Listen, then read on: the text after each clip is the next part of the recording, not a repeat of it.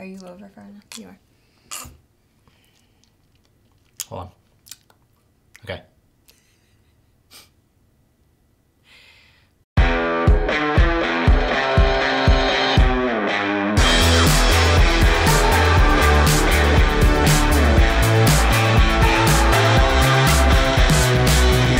Hey guys, welcome back to Pros on Productions. This week we're talking about testimonial videos and really just the reasons why these types of videos are so powerful. And we're also giving you some tips each week about how to make them even more effective. So last week we talked about the fact that testimonials are powerful because they're not from you. It's literally not you saying it. It's somebody else saying it about you, which is way more powerful than just your own words as, you know, on their own.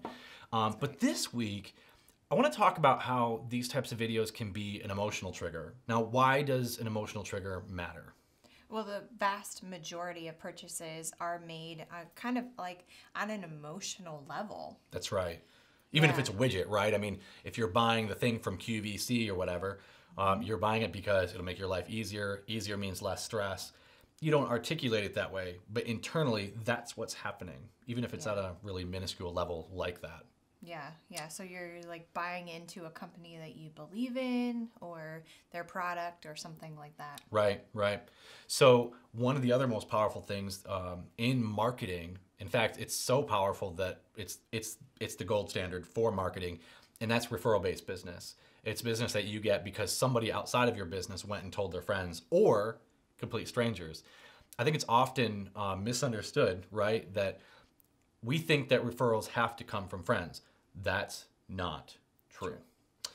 How often have you been at the grocery store and you're looking in that little freezer and you're like, oh, I wonder if I should get that for the kids. Somebody sees you staring at it and they're like, That's amazing. That's so good. I love it. we love those. We eat them all the time. We feed them to our friends or whatever it is.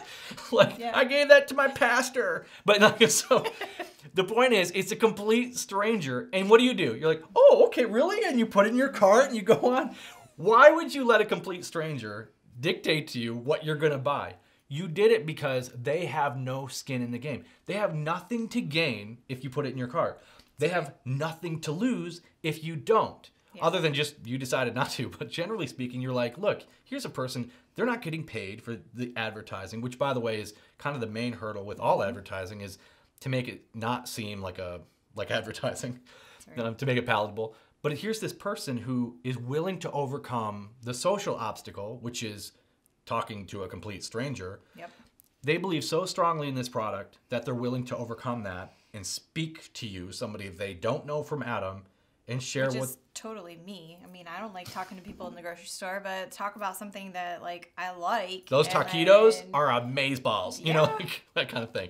We do it because we believe in it. We've had an experience and we want someone else to get that same experience. So that's the power of these kind of referral things. What are some tips that people can take away?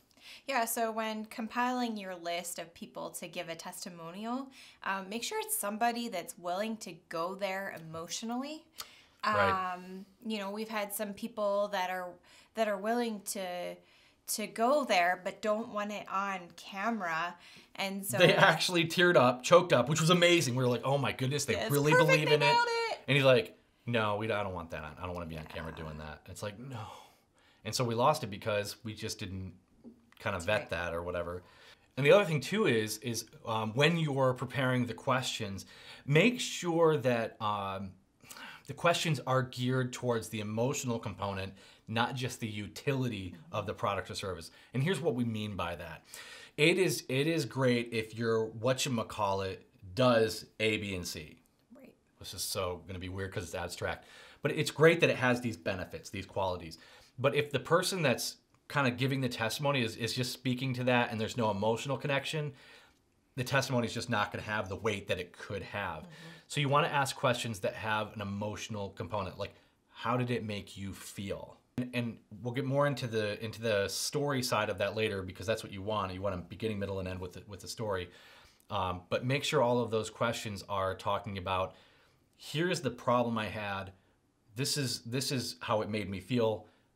This product or service addressed it in this way, and so now I feel It's a little abstract, but I hope you get the idea that like there's got to be an emotional tie to all that.